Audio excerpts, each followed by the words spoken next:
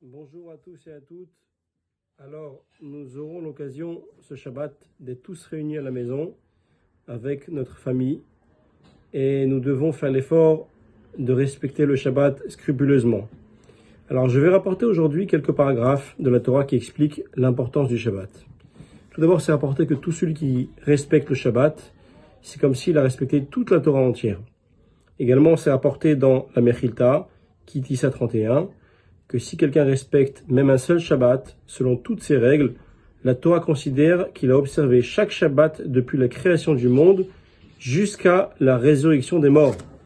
Également, c'est rapporté dans le Télim, dans les psaumes, 37.4, et c'est la Gemara qui le rapporte, Shabbat 118b, délecte-toi avec Hachem, et il exaucera toutes les demandes de ton cœur. C'est-à-dire que tout celui qui respecte et qui célèbre le Shabbat avec joie, mérite que tous les désirs de son cœur soient exaucés.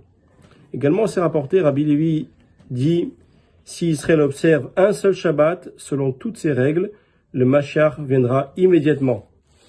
C'est rapporté dans Tanchuma Bereshit 3, l'honneur que l'on rend au Shabbat vaut plus que 1000 jeûnes. Imaginez-vous, quand on fait un jeûne, ça pardonne beaucoup de péchés. Et bien, celui qui respecte le Shabbat comme il le faut, c'est comme si qu'il a fait plus que 1000 jeûnes. Également, c'est rapporté dans le Gemara Shabbat 118b que si quelqu'un respecte le Shabbat selon ses règles, même s'il est idolâtre, comme les hommes de la génération des Noches, on lui pardonne tous ses péchés. Donc on voit un petit peu l'importance de ce que c'est observer le Shabbat. Et comme vous le savez, quand Dieu envoie une épreuve sur terre, ce qu'il faut retenir, c'est le message que Dieu veut transmettre à travers l'épreuve. Le message, il est très clair. Dieu, il est en train de faire de l'ordre dans le monde, montrer que c'est lui qui décide, c'est lui qui gère le monde. Il n'y a pas de patron, il n'y a pas un être humain au-dessus de l'autre. C'est Dieu, le bon Dieu, qui décide de tout.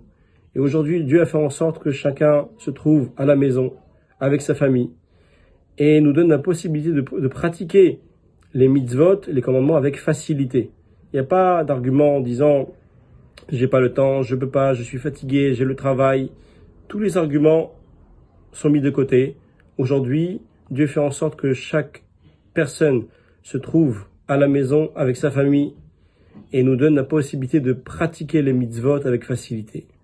Donc on va essayer ce Shabbat de faire l'effort de respecter toutes les lois que Dieu nous a données scrupuleusement.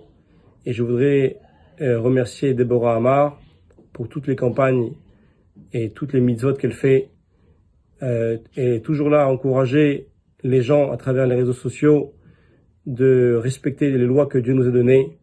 Donc on lui souhaite tout le bonheur et la réussite spirituelle et matérielle dans tous les domaines et qu'on puisse mériter très bientôt la venue du Mashiach. Amen. Donc messieurs, dames, n'oubliez pas demain, vendredi soir, samedi, d'éteindre le portable depuis l'heure que Déborah vous communiquera jusqu'à la fin du Shabbat, samedi soir, et faire attention de ne pas cuisiner, de ne pas allumer les lumières, et de respecter les lois que Dieu nous a données, et par cet effort, on méritera très bientôt la venue du Mashiach. Amen.